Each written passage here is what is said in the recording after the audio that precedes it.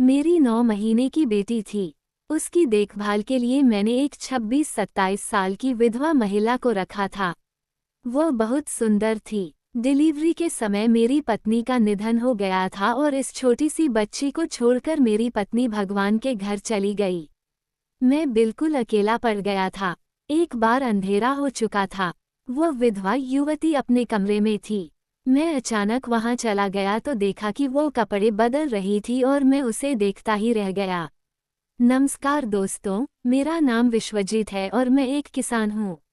मेरी शादी 7 साल पहले हुई थी। मेरी पत्नी का नाम सुमन था। वो बहुत ही सुंदर थी और मुझसे बहुत प्यार करती थी। लेकिन जब वो गर्भवती हुई और 9 महीने पूरे हुए तब बच्चा पैदा करते समय उसकी मौत हो गई।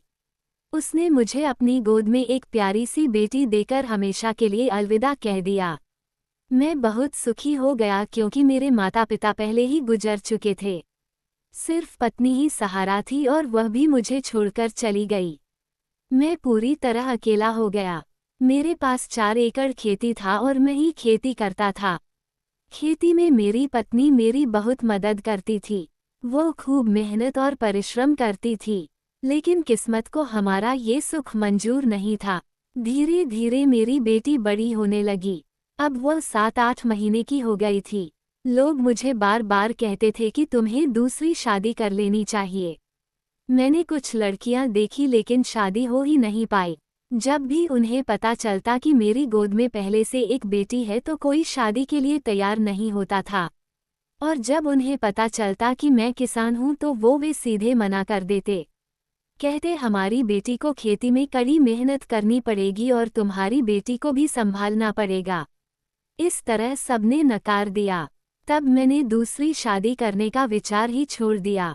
मैं अपनी 89 महीने की बेटी को कपड़े में पीठ पर बांधकर खेत में काम करता था। मेरे पास 4 एकड़ खेत था और अकेले सब कुछ संभालना मुश्किल था। कुछ मजदूरों से काम करवा लेता लेकिन खाना बनाना, बेटी को संभालना, उसे दूध पिलाना, सुलाना, ये सब अकेले करना मेरे लिए बहुत कठिन था। मेरी बेटी बार बार रोती तो मुझे और भी समय नहीं मिल पाता।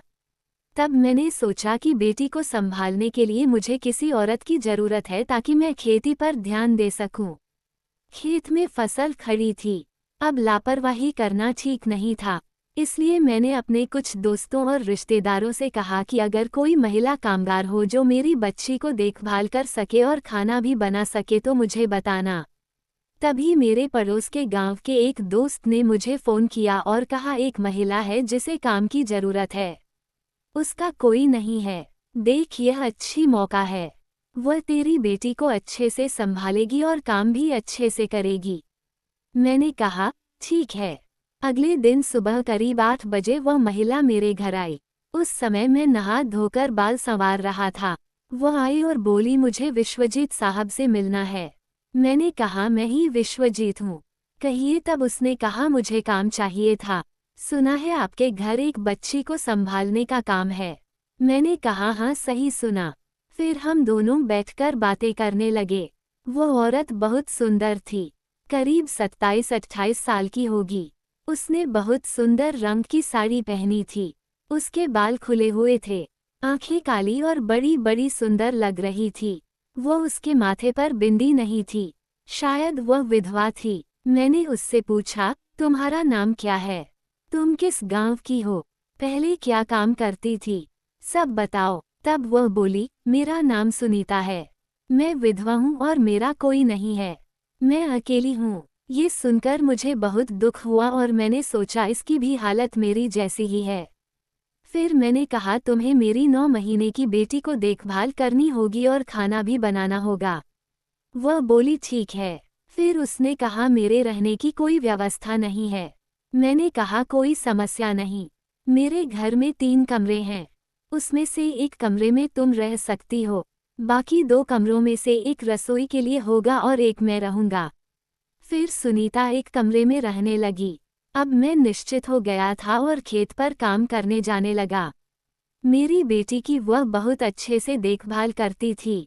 उसे मेरी बेटी से बहुत लगाव हो गया था और वह उस पर बहुत प्यार लुटाती थी। हमारे दोनों का खाना बनाना, बर्तन धोना, घर की सफाई सब कुछ वही करती थी। मैंने तय किया था कि उसे अच्छा वेतन दूंगा। मैं रोज सुबह खेत में चला जाता और वह रोज करीब 11 बजे सिर पर रोटियां का पोटला बांधकर खेत पर मेरे लिए खाना लेकर आती। मुझे खाना देती और फिर वापस घर चली जाती। वह बहुत मेहनती और कष्ट सहने वाली औरत थी। देखने में भी बहुत सुंदर लगती थी। धीरे धीरे दिन बीतने लगे और सब हमारी नज़रें एक दूसरे से मिलने लगी थी। मुझे उसकी आदत पड़ चुकी थी, लेकिन सुनीता की तरफ से मुझे कभी भी किसी तरह की कोई बुरी हरकत या गलत व्यवहार महसूस नहीं हुआ।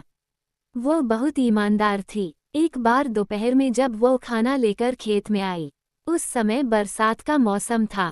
उसने मुझे डिब्बा दिया और मैं बोला, थोड़ा बैठो, थोड़ा बैठ जाओ, थक गई होगी। वह बैठ गई और हम बातें करने लगे। उसने मुझसे पूछा कि मेरी पत्नी कैसे मरी और मैंने दूसरी शादी क्यों नहीं की। मैंने उसे सब बताया कि मेरी पत्नी इस बच्ची को जन्म देते समय ही मर गई और मैंने बहुत लड़कियां देखी पर किसी ने मुझसे शादी करनी स्वीकार नहीं की। फिर मैंने भी उससे पूछा कि उसने दूसरी शादी क्यों नहीं की।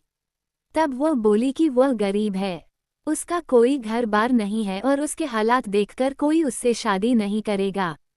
वह जब बोलती थी तो उसका आवाज बहुत नर्म और प्यारा लगता था। उसका स्वर बहुत मधुर था। तभी आसमान में बादल छा गए। काले काले घने बादल जमा हो गए और अचानक तेज बारिश शुरू हो गई। बारिश इतनी ज्यादा थी कि हमें जरा भी फुर्सत नहीं मिली। क्योंकि बरसात मौसम था इसलिए मैंने अपने आप पास एक रेनकोट रखा हुआ था। लेकिन अब हम दोनों साथ थे। मुझे बारिश में भीगने की आदत थी, इसलिए मैंने रेनकोट सुनीता को पहना दिया और खुद बारिश में भीगने लगा। जब मैं बारिश में भीग रहा था तो सुनीता मुझे बड़ी गहराई से देख रही थी। शायद उसे ये सब अच्छा नहीं लगा रहा था और उसके मन में मेरे लिए चिंता भी थी। बारिश रोकने का नाम ही नहीं ले रही थी। तो मैंने सुनीता से कहा, चलो अब घर चलते हैं। बारिश थमने के कोई आसार नहीं है। हम दोनों घर की ओर चल पड़े। खेत में पानी और कीचड़ भरा हुआ था। चलते चलते पैरों का फिसलना शुरू हो गया। कीचड़ में चलते हुए सुनीता का पैर बार बार फिसलने लगा तो मैंने उसका हाथ पकड़ लिया ताकि उसे सहारा मिल सके। उसका हाथ बहुत नर्म था और वह इस दौरान बहुत शर्मा। वह बार बार मेरी तरफ देखने से बच रही थी। धीरे धीरे चलते हुए हम घर पहुंच गए। घर के पास पहुंचकर उसने एक पत्थर पर बैठकर अपने कीचड़ से भरे पैर धोए। उसके सफ़ेद शुभ्र पैर उस समय बेहद सुंदर लग रहे थे। पैर धोने के बाद सुनीता अपने कमरे में चली गई। मेरी बेटी भी सुनीता के ही कमरे में सोई हुई थी। मैंने भी अपने कपड़े बदले और अचानक मुझे अपनी बच्ची की रोने की आवाज़ सुनाई दी। मैं सीधे सुनीता के कमरे में गया। उस समय सुनीता ने अपने शरीर पर तौलिया लपेट रखा था। जैसे ही मैं अंदर गया, मेरी नज़र उस पर पड़ी और उसने भी मेरी तरफ देखा। हमारी आंखें मिली और मैं बस उसे देखता ही रह गया। वो बहुत शर्मा गई और मैं भी समझ गया कि यह सब अनजाने में हो गया। मैंने तुरंत कहा, सॉरी। बेटी रो रही थी इसलिए अंदर आया। वह मुंह फेर कर खड़ी हो गई। मैंने बच्ची को उठाया और बाहर आ गया और चारपाई पर जाकर बैठ गया। थोड़ी देर बाद सुनीता कपड़े बदलकर रसोई में चली गई और उसने चूल्हा जलाया। मैं भी बारिश में भीगने की वजह से ठंड से कांप रहा था, तो मैं बेटी को गोद में लेकर चूल्हे के पास जाकर बैठ गया। सुनीता भी वही थी, लेकिन वह मेरी तरफ देखने से बच रही थी। मैं उसे चोरी चोरी देख रहा था। चूल्हे की गर्म भाप से मेरी ठंड कुछ कम हो रही थी। चूल्हे की जलती लकड़ियां की रोशनी में सुनीता और भी खूबसूरत लग रही थी। अब मेरी आंखों के सामने हर जगह सिर्फ वही सुनीता दिखाई दे रही थी। धीरे धीरे शाम हो गई। सुनीता ने खाना बनाया और हम दोनों ने साथ बैठकर खाना खाया। लेकिन आज सुनीता कुछ बोल ही नहीं रही थी। वो मुझसे नजरें चुरा रही थी। मैंने उससे कहा, क्या हुआ सुनीता, आज तुम चुप क्यों हो? पर वो कुछ नहीं बोली। खाने के बाद हम दोनों रोज टीवी पर कोई सीरियल देखते थे, लेकिन आज सुनीता ने टीवी पर सीरियल भी नहीं देखा। खाना खत्म होते ही वो सीधा अपने कमरे में सोने चली गई। मेरा भी दिल कहीं खोया खोया सा लग रहा था। मन किसी काम में नहीं लग रहा था। मैं अकेला ही खाट पर लेटा था। लेकिन मेरी आंखों के सामने बार बार वही सुनीता आ रही थी। उसका सौंदर्य मुझे बेचैन कर रहा था। मैं करवटें बदल रहा था। मुझे लगा शायद सुनीता की भी वही हालत होगी। इसलिए मैं धीरे से उठा और उसकी खिड़की से झांक कर देखा तो पाया कि वह भी करवटें बदल रही थी। उसे भी नींद नहीं आ रही थी। मैं वापस अपने कमरे में आया और सोने की कोशिश की। आधी रात को जाकर मुझे थोड़ी नींद आई।